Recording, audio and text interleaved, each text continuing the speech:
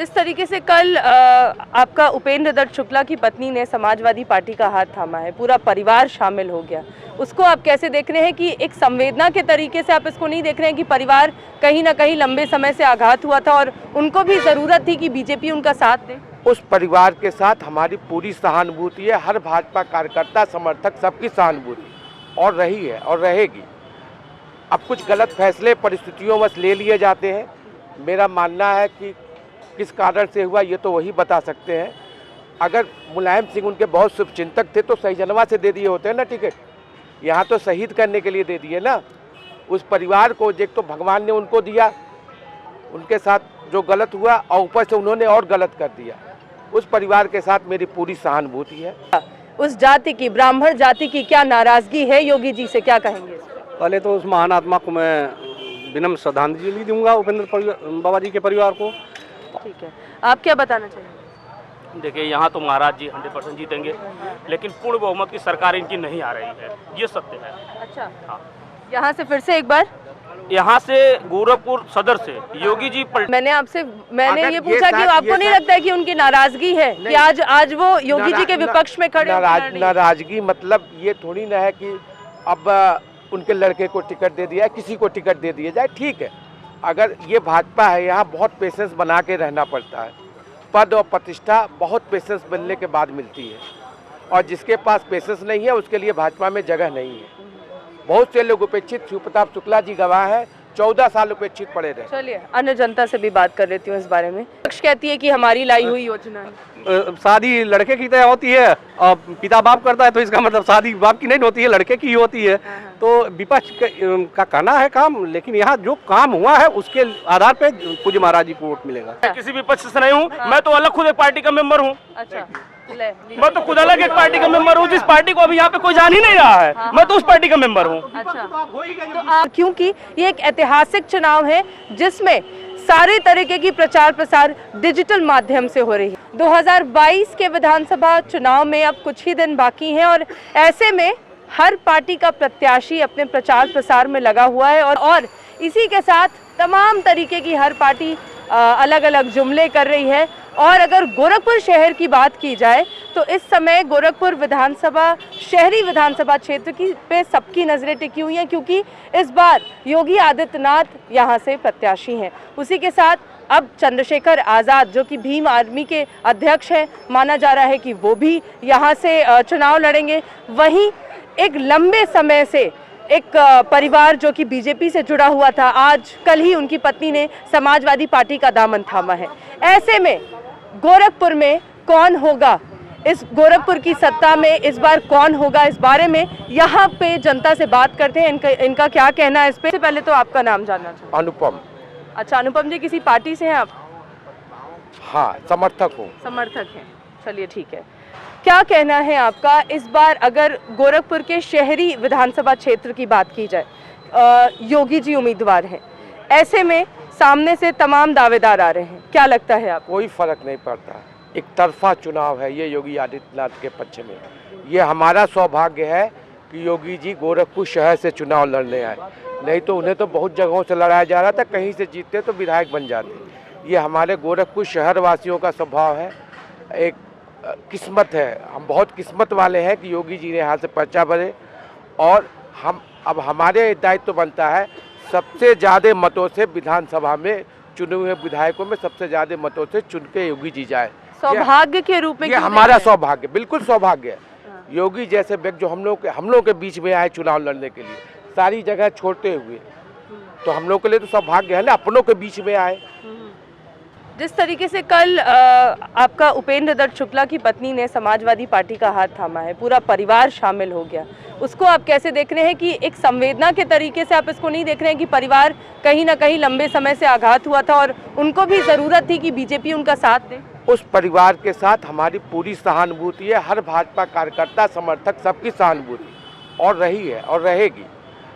अब कुछ गलत फैसले परिस्थितियों में ले लिए जाते हैं, मेरा मानना है कि किस कारण से हुआ ये तो वही बता सकते हैं। अगर मुलायम सिंह उनके बहुत शुभचिंतक थे तो सहीजनवा से दे दिए होते हैं ना टिकट, यहाँ तो शहीद करने के लिए दे दिए ना। उस परिवार को एक तो भगवान ने उनको दिया, उनके साथ जो गलत हुआ और ऊपर से उन्होंने और गलत कर दिया, उस परिवार के साथ मेरी पूरी सहानुभूति है। मैंने अगर ये पूछा कि आपको नहीं लगता है कि उनकी नाराजगी है कि आज वो योगी जी के विपक्ष में खड़े नाराजगी मतलब ये थोड़ी ना है कि अब उनके लड़के को टिकट दे दिया, किसी को टिकट दे दिया जाए, ठीक है। अगर ये भाजपा है, यहाँ बहुत पेशेंस बना के रहना पड़ता है। पद और प्रतिष्ठा बहुत पेशेंस बनने के बाद मिलती है, और जिसके पास पेशेंस नहीं है उसके लिए भाजपा में जगह नहीं है। बहुत से लोग उपेक्षित, शिव प्रताप शुक्ला जी गवाह है, 14 साल उपेक्षित पड़े रहे। चलिए अन्य जनता से भी बात कर लेती हूँ इस बारे में। आपको क्या लगता है कि समाजवादी पार्टी ने जिस तरीके से ऐन मौके पे अभी उनकी पत्नी को, उपेंद्र दत्त शुक्ला की पत्नी को शामिल किया और यहाँ से योगी जी के खिलाफ लड़ने की बात भी की जा रही है, ये इसको किस तरीके से आप चुनावी रणनीति में इसको किस तरह से आप देखते हैं? कोई नहीं, हर आदमी स्वतंत्र है, चुनाव लड़ सकता है, लेकिन उसको आप जातवादी नज़रिए से न देखें। उनका अपना मत है, वो जा सकती हैं। उनके पति भाजपा की सेवा किए। मैं नहीं समझी जातिवाद तरीके से, मतलब मैंने तो जातिवाद की बात ही नहीं की। नहीं, आप जैसे आपका प्रश्न उसी लेवल पे जा रहा है कि क्यों मतलब वो जा रही हैं, इसका कोई मतलब ये नहीं होता है। मतलब तो चुनाव तो कोई लड़ सकता है, बट योगी जी से तुलना अगर किसी का किया जाएगा तो उनको विकास के आधार पर वोट दिया जाएगा। बाकी अन्य कोई चुनाव लड़ सकता है, कोई दिक्कत नहीं है। चलिए, अभी इन्होंने एक जातिवाद शब्द का इस्तेमाल किया, क्या कहना चाहेंगे आप कि क्या उस जातिवाद, उस जाति की, ब्राह्मण जाति की क्या नाराजगी है योगी जी से, क्या कहेंगे? पहले तो उस महान आत्मा को मैं विनम्र श्रद्धांजलि दूंगा, उपेंद्र बाबा जी के परिवार को। और रही बात, यहाँ जात के आधार पर नहीं, विकास के आधार पर चुनाव हो रहा है। और यहाँ चुनाव सिर्फ वोटर अपने दिमाग में बैठा चुके हैं कि पूज्य महाराज जी को ही हम लोग यहाँ से विधानसभा भेजेंगे। इसकी सबसे बड़ी वजह आपको क्या लगता है? विकास और विकास। विपक्ष तो कहती है क्या विकास किया? एम्स लगभग उत्तर प्रदेश के 16। विपक्ष कहती है कि हमारी लाई हुई योजना है। शादी लड़के की तय होती है और पिता बाप करता है, तो इसका मतलब शादी बाप की नहीं होती है, लड़के की ही होती है। तो विपक्ष का कहना है काम, लेकिन यहाँ जो काम हुआ है उसके आधार पे पूज्य महाराज जी को वोट मिलेगा। जाति का जो मुद्दा है, अभी विनय शंकर तिवारी जी को भी जब ये लोग एक साथ में गठबंधन करते दिखे हैं, विनय शंकर तिवारी जी भी उस तस्वीर में दिखाई दे रहे हैं, कैसे देखते हैं आप इस तस्वीर को? ऐसा कुछ नहीं है, विपक्ष की राजनीति करना ही उनका काम है। महाराज जी के खिलाफ अक्सर ये परिवार रहा है, तो आज भी है, ऐसा कोई मुद्दा नहीं है। एक परिवार की वजह से सारे लोगों को ये कह दिया जाए कि जात के आधार पर बांट दिया गया या किसी के परिवार के आधार पर बांट दिया जाए, कतई सही नहीं है। ठीक है, आप क्या बताना चाहिए? देखिए, यहाँ तो महाराज जी 100% जीतेंगे, लेकिन पूर्ण बहुमत की सरकार इनकी नहीं आ रही है, ये सत्य है। अच्छा, हाँ। यहाँ से फिर से एक बार, यहाँ से गोरखपुर सदर से योगी जी पलटेंगे, 100% जीतेंगे, और हम लोगों का खुला समर्थन है इनको यहाँ के लिए। बाकी और कहीं भी देखा जाए तो इनकी सरकार नहीं आएगी, और सरकार जो भी आनी वो त्रिशंकु आएगी, किसी की पूर्ण बहुमत से नहीं सरकार आएगी। पूज्य महाराज जी के आने से यहाँ के लगभग 10 जिलों पे असर पड़ने वाला है। गोरखपुर केंद्र है महाराज जी का, यहाँ से चुनाव लड़ने का मतलब महाराज जी 10 जिलों को कवर करेंगे। यहाँ भाजपा की ही सरकार आएगी उत्तर प्रदेश में। नहीं तो उनका आपका क्या कहना था भाई साहब इस पे? इसी मुद्दे पे कि आनी तो है लेकिन पूर्ण बहुमत के साथ नहीं आनी। नहीं, पूर्ण बहुमत से नहीं आएंगे। हाँ। यहाँ पे महाराज जी 100% जीतेंगे और बम्पर वोट से जीतेंगे। हाँ। लेकिन इनकी सरकार नहीं आएगी, ये सत्य है। अच्छा, हाँ, सरकार त्रिशंकु ही आएगी, पूर्ण बहुमत की सरकार किसी की नहीं आनी। क्या कहेंगे आप इस पे? मेरा ये मानना है कि यहाँ उत्तर प्रदेश में पूज्य महाराज जी की ही सरकार आएगी, और ये विपक्ष का काम है कहना, तो विपक्ष वाले तो कुछ कहेंगे ही। उनका कहना है नहीं, विपक्ष, आप विपक्ष से हैं क्या? मैं किसी विपक्ष से नहीं हूँ। हाँ। मैं तो अलग खुद एक पार्टी का मेंबर हूँ। अच्छा, मैं तो खुद अलग एक पार्टी का मेंबर हूँ, जिस पार्टी को अभी यहाँ पे कोई जान ही नहीं रहा है। हाँ। मैं तो उस पार्टी का मेंबर हूँ। अच्छा, तो आप मतलब अगर देखा जाए तो एक राजनीतिक तौर से आप देख रहे हैं कि कहीं ना कहीं इस बार कुछ परिवर्तन हो। 100% गवर्नमेंट नहीं आनी है, सरकार त्रिशंकु आनी है। लेकिन यहाँ पे सदर की बात रही तो महाराज जी बम्पर वोट से जीत रहे हैं, ये सत्य है। सरकार भाजपा की नहीं आनी है, सरकार बीजेपी की आएगी उत्तर प्रदेश में, और पूज्य महाराज ही फिर उत्तर प्रदेश के मुख्यमंत्री होंगे। यहाँ चंद्रशेखर लड़ जाए या स्वर्गीय उपेंद्र जी का परिवार लड़ जाए, उससे कोई फर्क पड़ने वाला नहीं है। सारे वोटर अपने मन में बैठा चुके हैं कि उत्तर प्रदेश में पूज्य महाराज जी की फिर सरकार बने। ये विकास नहीं दिखाई दे रहा है यहाँ पे। कि यहाँ तो अनेकों विकास हुए हैं और ये तो उनका गृह जनपद है। यहाँ की जनता को इस चीज के लिए भगवान के शुक्रगुजार करना चाहिए कि उत्तर प्रदेश का एक यशस्वी मुख्यमंत्री मिला। तो देखिए, कहीं परिवर्तन की कोई आशंका जता रहा है, कोई कह रहा है कि हो सकता है कि इस बार उनसे भी जानते हैं कि उनका क्या कहना है। क्या लगता है इस बार जिस तरह से योगी आदित्यनाथ जी शहरी विधानसभा क्षेत्र से उम्मीदवार हैं, क्या लगता है आपको जीत सुनिश्चित है? विपक्ष में दावेदारी उस तरीके से हो पा रही है या नहीं हो पा रही है? देखिए, विपक्ष में दावेदारी तो हो चुकी है। सुभावती शुक्ला जी समाजवादी पार्टी से उम्मीदवार आ चुकी हैं, जो कि उनके पति जो थे प्रदेश उपाध्यक्ष थे भारतीय जनता पार्टी में, और उन्हीं के पार्टी का मेंबर हमारे समाजवादी पार्टी से चुनाव लड़ रहा है। अब टक्कर तो कांटे की है, देखिए क्या होता है। अब जनता तय करेगी क्या होगा क्या नहीं। लगभग 33 साल से भाजपा यहाँ पे हारी नहीं है, क्या बताएंगे? भाजपा हारी नहीं एक बार। मैं प्रदेश और सेंट्रल लेवल पे बात ही नहीं कर रही हूँ, मैं इस चुनाव की विधानसभा शहरी क्षेत्र की बात कर रही हूँ। अभी तो सांसदीय चुनाव जब उपचुनाव था तो भाजपा यहाँ से हारी थी। परवीन निषाद जी बने थे सांसद। उन्हीं की पत्नी आ रही हैं। पिछली बार उन्हीं के पति हारे भी थे यहीं से, इसी सीट से।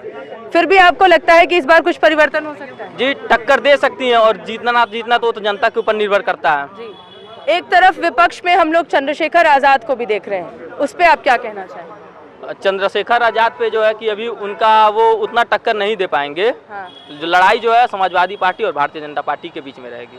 मतलब आपको लगता है कि चुनाव के बाद दिखाई नहीं देंगे, चुनाव तक ही केवल दिखाई देंगे। चुनाव के बाद यहाँ न चंद्रशेखर आजाद दिखाई देंगे और न स्वर्गीय उपेंद्र बाबा के परिवार के लोग दिखाई देंगे। ये बात आप कह रहे हैं, इतना लंबा उस परिवार से बीजेपी का संबंध रहा है, लंबे समय से वो लोग एक साथ उठे बैठे हैं। आप तो ज्यादा बेहतर तरीके से उसको जानोगे। आज आप ये कह रहे हैं कि नहीं, अब उस परिवार का कोई बोला बोली नहीं है। उपेंद्र बाबा अगर होते तो ये निर्णय कतई नहीं लेते। ये तो उनके आत्मा के दुखती नक्श पे लोग हाथ रख दिए परिवार के लोग। अभी एक शख्स जनता के बीच से ही यहाँ पे कह रहे थे कि कहीं ना कहीं कुछ ऐसे निर्णय होते हैं जो परिवार में गलत ले लिए जाते हैं। तो ये निर्णय गलत ही है ना परिवार का? नहीं, सरकार का निर्णय कहीं गलत है। निर्णय नहीं गलत है, परिवार का निर्णय गलत है। आज उपेंद्र बाबा ये बताइए, अगर उस परिवार को पूरी तरह से संवेदना मिली होती तो क्या आज समाजवादी पार्टी का हाथ थामती? आज भी पूरे भाजपा परिवार के लोग उस परिवार के साथ हैं। अब परिवार के कुछ सदस्यों ने गलत निर्णय लिया तो उसका खामियाजा तो उनको भुगतना ही पड़ेगा, परिवार के सदस्यों के लिए, ना कि उपेंद्र बाबा के लिए। उनके साथ हमारे पूरे पार्टी का सहानुभूत है और रहेगा। कहीं ना कहीं अगर कोई विपक्ष में जाता है तो उस पार्टी से त्रस्त होकर ही जाता है। जरूरी नहीं कि संवेदना उनके साथ है तब वो गई है, तो वो उनसे त्रस्त हो चुके हैं तब गई है समाजवादी पार्टी में। नेता थे उपेंद्र बाबा, न कि उनका परिवार। कोई बात सही नहीं थी, क्योंकि आदरणीय उपेंद्र शुक्ला जी को भारतीय जनता पार्टी सत्ता रहते हुए लोकसभा की टिकट दी थी। तो लोकसभा का टिकट छोटा टिकट नहीं होता, वो भी उपचुनाव में। उनके नसीब में नहीं था, दुर्भाग्य से वो चुनाव हार गए। भारतीय जनता पार्टी तो हर मोड़ पे उनको सम्मान दी। ये बताइए 2019 में टिकट क्यों नहीं दिया? जो चुनाव उपचुनाव हार गया, कैसे फिर मेन चुनाव में उनके साथ रिस्क लिया जा सकता है? बाकी प्रत्याशी तो हारते हैं, फिर उन्हें टिकट मिल जाती है। बाकी प्रत्याशी भी तो हारते हैं। का महाअभियान चल रहा था मैडम, और उस महाअभियान के पहले एक ट्रायल में हार गए चुनाव। उसके बाद भी उनको पार्टी में वरिष्ठ पद पे रखा गया, संगठन के वरिष्ठतम पद पे, सम्मान की पराकाष्ठा पे रखा गया था। और माननीय उपेंद्र शुक्ला जी जानते थे इस बात को। आपको नहीं लगता है कि आज जिस तरीके से उन्होंने ये फैसला लिया है, परिवार ने, उपेंद्र शुक्ला के परिवार ने जिस तरीके से ये फैसला लिया है, उनके मन में कहीं ना कहीं किसी तरीके का दुख था जो आज ये फैसला उनको लेना पड़ गया? जी, उनके मन में दुख आ गया होगा। आदमी का जो इच्छा होता है कभी पूरा नहीं होता है। और माननीय अरविंद जी हम लोगों के मित्र थे, लेकिन वो खिचड़ी के मेले के दिन गोरखनाथ मंदिर में गए भी थे और मुलाकात भी हुआ होगा महाराज जी से। लेकिन आदमी की इच्छा कभी पूरी नहीं की जा सकती है।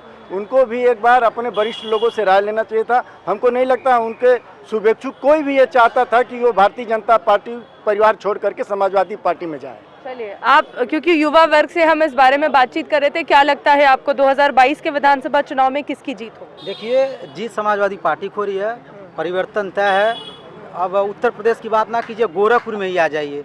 गोरखपुर में हमारे महाराज जी विकास नहीं करवाए हैं। जिस रास्ते से हो जाते हैं वो रास्ता बनता है। आप चलिए, मैं तमाम रास्ता दिखा रहा हूँ।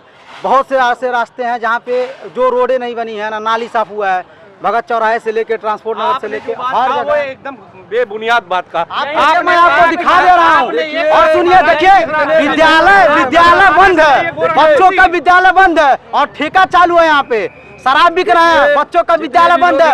जब एडमिशन होता है बच्चे किताब खरीद लेते हैं, उसके बाद लॉकडाउन लग जाता है। बताइए किसान के बच्चे, गरीब बच्चे कहाँ से आएंगे? अनपढ़ रहेगा इंडिया तभी तो एक बार, अनपढ़ रहेगा इंडिया तभी तो एक बार फिर गुलाम बनेगा इंडिया। जितने भी नेता हैं आराम से जितने नेता हैं यहाँ कोई विकास की बात कर रहे हैं, शिक्षा, रोजगार, अस्पताल, हॉस्पिटल, कोई शिक्षा रोजगार की बात नहीं करता है। सबको अपनी सीट का लोभ है। हमारे नेता